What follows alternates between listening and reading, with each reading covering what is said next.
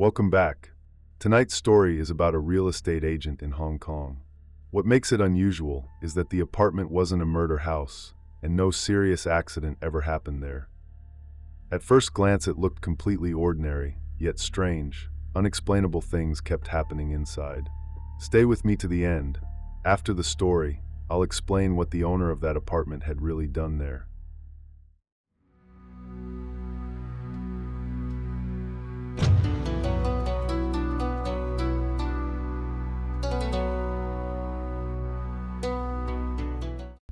Maggie had been working in real estate for over 10 years. She'd done everything, showing apartments, collecting listings, closing sales. Over the years, she'd seen all kinds of places, strange layouts, bizarre renovations, and even those rumored to be haunted. She'd grown used to them. Those so-called ghost stories had become little more than office gossip to her. But among all the properties she'd ever handled, the one that stayed in her memory wasn't a haunted flat at all. It was a place that looked perfectly normal, almost forgettable. One evening, a middle-aged man came into her office. He was neatly dressed, hair combed, face pale but tense. He introduced himself as Peter, saying he urgently needed to sell his apartment to get some cash. His asking price was reasonable, his conditions clear. After a short conversation, he reached into his briefcase, took out a set of keys, and placed them on the table. His tone was calm, but Maggie could sense a heaviness behind it. He left only one instruction. The apartment was empty. She could take clients there anytime. Then he turned and walked out of the office. Maggie took the keys, thinking it would be a simple deal. Still, to be safe, she wanted to inspect the place herself. That night after work, she went alone. The sky was already dark, the streetlights faintly reflecting off the glass walls as she entered the estate. The elevator rose to the top floor. The corridor was long and narrow, the paint on the walls cracked, and the fluorescent lights flickered now and then. The door to Flat A was dusty, the doorknob slightly rusted. When she turned the key, it made a faint metallic scrape.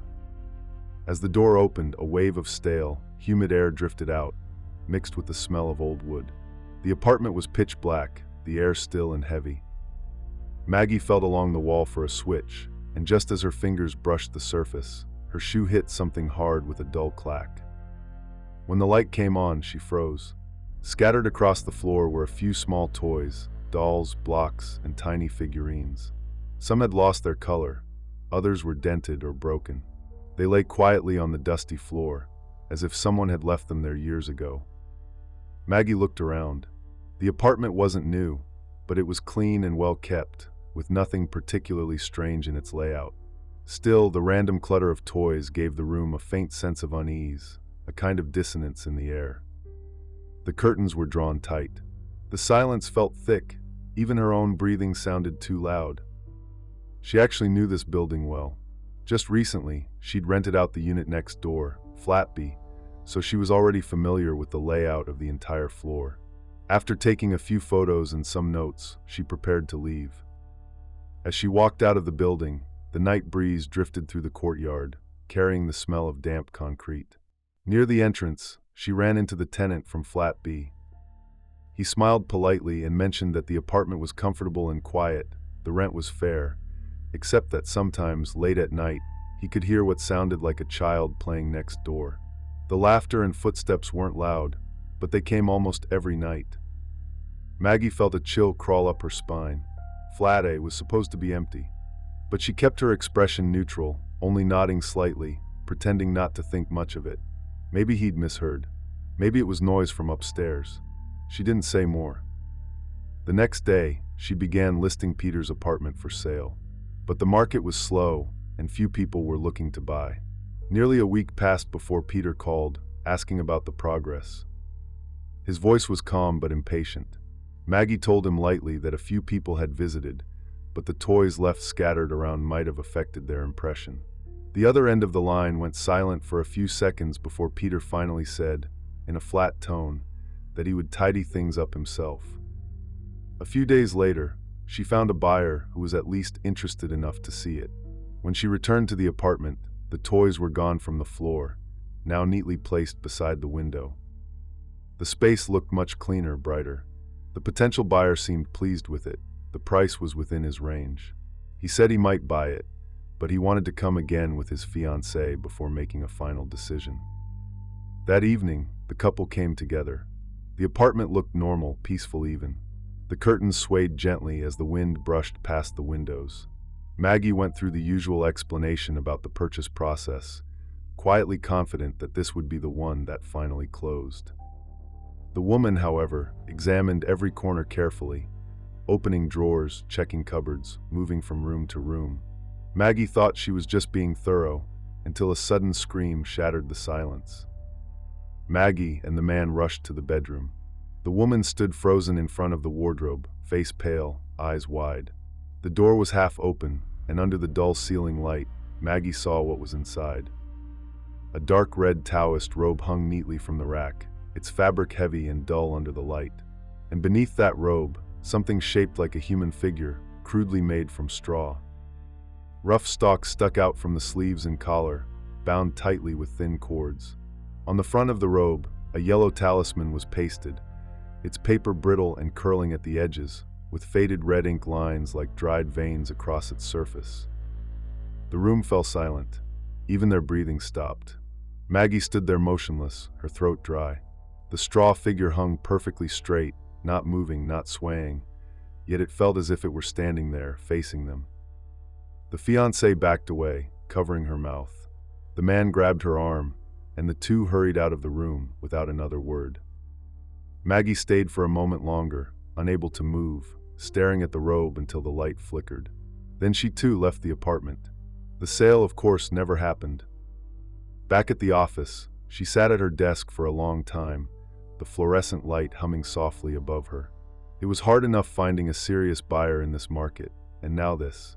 She finally called Peter, keeping her tone even as she asked about the strange things inside the apartment. For several seconds, there was only silence on the other end. Then Peter's voice came, quiet, almost whispering, asking if they had touched anything. Maggie said they hadn't. He paused again before replying, his tone low and distant. "That robe, you mustn't touch it. It's a ward." The line went dead. Maggie sat there staring at her phone, the glow of the screen reflecting in her eyes. She opened her laptop and searched the address online. News archives, property records, discussion forums. She checked everything she could find. But the results were empty. No accidents, no deaths, not even a single complaint. It was as if the apartment didn't exist in any story at all. Perfectly clean, perfectly ordinary. She closed the laptop. In her heart, she knew this was the end of that listing. No commission, no bonus, it didn't matter. Some places simply shouldn't be handled. After that, Maggie never touched the listing again. The keys stayed in her drawer, buried under stacks of papers, the metal edges pressing faint marks onto the wood. Every time she opened that drawer, she saw them lying there, and quietly closed it again. She shifted her focus to other properties, pretending this one didn't exist. But in a sales office, nothing stays forgotten for long. Her coworkers soon noticed that the file for Flat A was still open in the system, unsold and waiting, and they began to ask questions. Maggie eventually mentioned that there was something strange about the place. She told them briefly about the wardrobe and the robe hanging inside. She didn't go into detail. She only said that the owner had certain religious beliefs, and that when they showed the apartment, they should make sure clients didn't open that wardrobe. That was all. Of course, that only made everyone more curious. Some of them laughed it off, saying maybe the owner was superstitious. Others joked about it at lunch, imagining what might be inside. The market was bad, sales were slow, and they all needed something to talk about. Soon the haunted apartment became the office's little mystery. Among them, the most curious was Ken, a young agent who had only joined a few months earlier. He was energetic, skeptical of anything supernatural, always eager to prove that such stories were just exaggerations. Whenever someone brought up Flat A, he would grin and say it was probably just an old costume left behind. Weeks went by, and no one showed interest in buying the apartment. Then one humid afternoon, the office door swung open and Ken rushed in. He was breathing hard, his shirt sticking to his back, eyes wide with something between excitement and fear. He He went straight to Maggie's desk and said he needed her to come with him, now. At first she thought there might finally be a buyer, but when she saw his face, she knew it wasn't that. He told her that he had gone up to the apartment earlier, just to have a look.